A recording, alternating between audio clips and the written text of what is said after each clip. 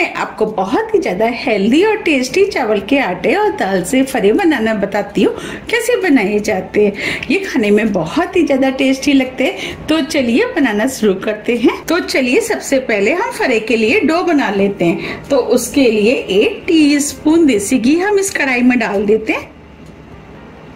ये 1 कप पानी लिया है, इसे भी डाल देते हैं। आधी टीस्पून नमक। अब पानी में हम 1 उबाल आने देते हैं। पानी में 1 उबाल आ गया है। अब फ्लेम को हम स्लो कर देते हैं। और ये हमने 1 कप चावल का आटा लिया है। अब इसमें से हम थोड़ा थोड़ा आटा डालते जाएंगे और पानी में मिक्स करते जाएंगे। हमें इसे लगातार इसी तरीके से चलाते हुए मिक्स करना है, जिससे कि इसमें लम्स ना पड़े।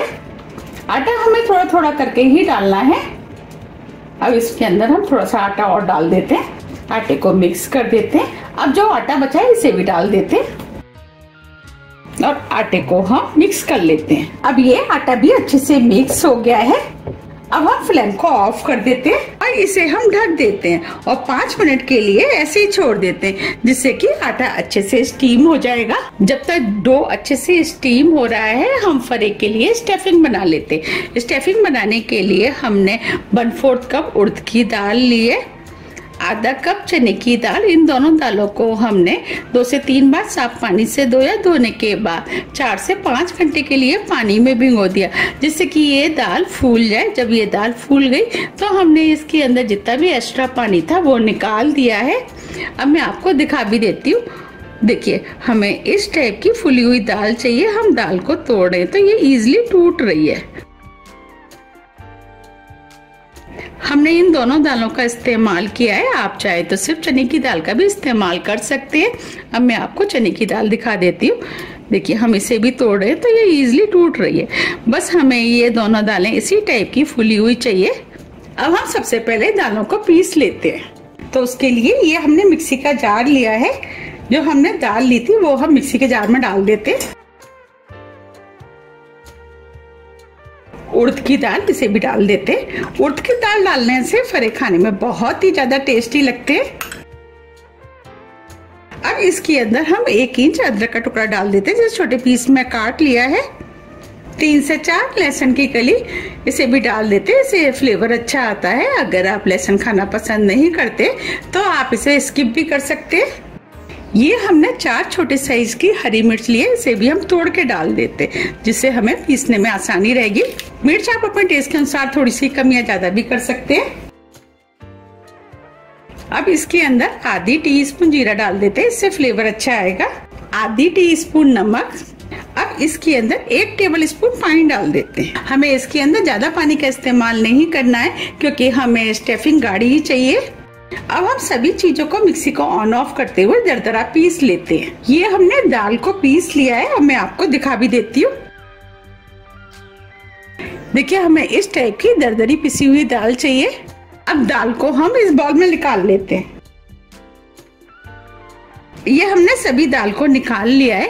अब स्टफिंग को चटपटा और टेस्टी बनाने के लिए इसके अंदर हम कुछ मसालों का इस्तेमाल करेंगे। मसाले में 1/4 टीस्पून हल्दी पाउडर, इससे कलर अच्छा आएगा। अब इसके अंदर 2 पिंच हींग डाल देते हैं। हींग का फ्लेवर इसके अंदर बहुत अच्छा लगता है। 1/4 टीस्पून लाल मिर्च। मिर्च आप अपने टेस्ट के अनुसार थोड़ी सी कम या ज्यादा भी कर सकते हैं। हमने इसके अंदर हरी मिर्च का भी इस्तेमाल किया है, उसको ध्यान में रखते हुए आप मिर्च का इस्तेमाल करें। 1/4 टीस्पून गरम मसाला, आधी टीस्पून धनिया पाउडर। अब इसके अंदर हम हरा धनिया डाल देते हैं। अब सभी चीजों को अच्छे से मिक्स कर लेते हैं। ये स्टफिंग जितनी ज्यादा टेस्टी बनके तैयार होगी, फरे उतने ही ज्यादा खाने में टेस्टी लगते हैं। ये हमने सभी चीजों को अच्छे से मिक्स कर लिया है। अब ये स्टफिंग तो बनके तैयार हो गई है। अब हम डो देख लेते हैं। 5 मिनट करीब हो गए हैं। अब ये डो भी अच्छे से स्टीम हो गया है। अब हम इसे प्लेट में निकाल लेते हैं। ये हमने डो को प्लेट में निकाल लिया है। अब इस डो को हम हाथ से चिकना कर लेते हैं। हमें इसे अच्छे से चिकना करना है। ये हमने डो को चिकना कर लिया है। अब हम इसके 2 भाग कर लेते हैं और एक की हम इस तरीके से लोई बना लेते हैं। ये हमने चकला अपना लिया है। अब इसके ऊपर हम थोड़ा सा ऑयल लगा देते हैं और इस तरीके से ऑयल को चारों तरफ फैला देते हैं और थोड़ा सा ऑयल हम बेलन पे लगा देते हैं जिससे कि डो इस पे चिपकेगा नहीं। अब जो हमने लोई बनाई थी, अब इस लोई को हम हल्के हाथों से बेल लेते हैं। हमें इसे थोड़ा सा मोटा ही बेलना है और इस तरीके से हम घुमाते जाएंगे और बेलते जाएंगे। हमें इसे चारों तरफ से एक सा बेलना है। ये हमने लोई को बेल लिया है। आपको साइड में फटा फटा दिख रहा होगा, लेकिन कोई बात नहीं, हम इसको निकाल देंगे। ये हमने कटोरी ली है। अब कटोरी को इसके ऊपर रखते हुए हम इसे गोल गोल काट लेते हैं।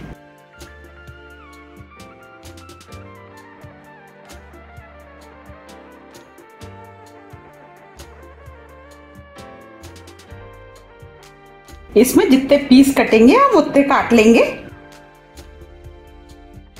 देखिए ये हमने काट लिया है।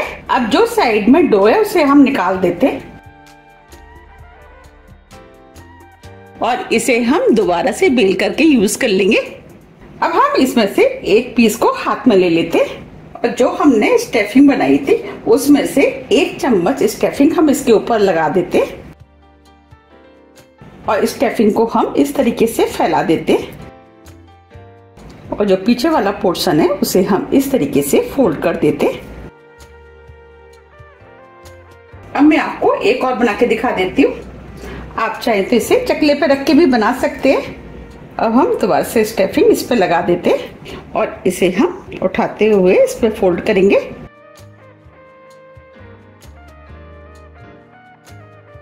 देखिए ये पीस भी बनके तैयार हो गया है। इस तरह हम सभी पीस बना के तैयार कर लेंगे। ये हमने सब फरे बना लिए।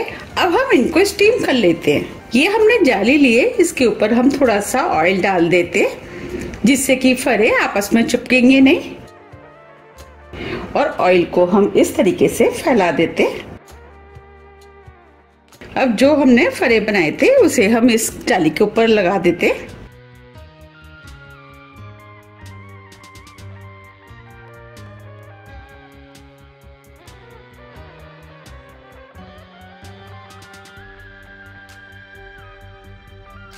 ये हमने सभी फरे लगा दिए हैं। अब हम इन्हें स्टीम कर लेते हैं। इधर हमने स्टीमर में पानी गर्म करने के लिए रख दिया था। अब ये पानी भी गर्म हो गया है। अब इस प्लेट को हम स्टीमर में लगा देते हैं। आप स्टीमर की जगह कढ़ाई का भी इस्तेमाल कर सकते हैं। अब इसे हम ढक देते हैं और इन्हें 10 से 12 मिनट के लिए मीडियम हाई फ्लेम पे स्टीम होने देते हैं। 10 मिनट करीब हो गए हैं। अब ये फरे भी स्टीम हो गए। अब फ्लेम को ऑफ कर देते हैं और प्लेट को बाहर निकाल लेते हैं। ये हमने प्लेट को बाहर निकाल लिया है। अभी ये काफी गर्म है, इन्हें हम ठंडा होने देते हैं। अब ये भी ठंडे हो गए। आप चाहे तो इन्हें हरी चटनी, टमाटो केचप, चाय के साथ आप इन्हें ऐसे भी खा सकते हैं। अगर आपको और भी ज्यादा टेस्टी और चटपटा बनाना है तो आप इसमें तड़का लगा सकते हैं। हम इसमें तड़का लगाएंगे, उससे इसका टेस्ट और भी अधिक बढ़ जाएगा। ये हमने एक फरा लिया है। अब हम इसे बीच में से 2 भागों में काट देते हैं। देखिए इस तरीके से। आप चाहे तो इन्हें 4 भागों में भी काट सकते हैं और इस तरीके से हम सभी काट लेंगे। आप इन्हें चावल का पीठा, गोझा, फरे, आप कुछ भी कह सकते हैं। आप मुझे कमेंट्स बॉक्स में लिख के ये जरूर बताइए कि आप इसे किस नाम से जानते हैं। ये हमने सभी काट के तैयार कर लिए। चलिए तड़का लगा लेते हैं। तड़का लगाने के लिए 2 टीस्पून देसी घी हम इस पैन में डाल देते हैं। आप घी की जगह ऑयल का भी इस्तेमाल कर सकते हैं और घी को गर्म होने देते हैं। घी गर्म हो गया है। अब इसके अंदर आधी टीस्पून राई डाल देते हैं, आधी टीस्पून जीरा, 1 चुटकी हींग, इससे फ्लेवर अच्छा आएगा, 8 से 10 करी पत्ते। अब इसमें फ्लेवर अच्छा है तो उसके लिए आधी टीस्पून पाव भाजी मसाला डाल देते हैं। आप चाहे तो लाल मिर्च का भी इस्तेमाल कर सकते हैं और सभी मसालों को हल्का सा भून लेते हैं। अब ये सभी मसाले भुन गए हैं। अब जो हमने फरे काटे थे वो हम इसके अंदर डाल देते हैं और इन्हें हम मसाले में अच्छे से मिक्स कर लेते हैं। अब ये मसाले में भी अच्छे से मिक्स हो गए। अब 2 मिनट के लिए इन्हें हम स्लो मीडियम फ्लेम पे ऐसे छोड़ देते हैं, जिससे कि ये थोड़े से क्रिस्पी हो जाएंगे।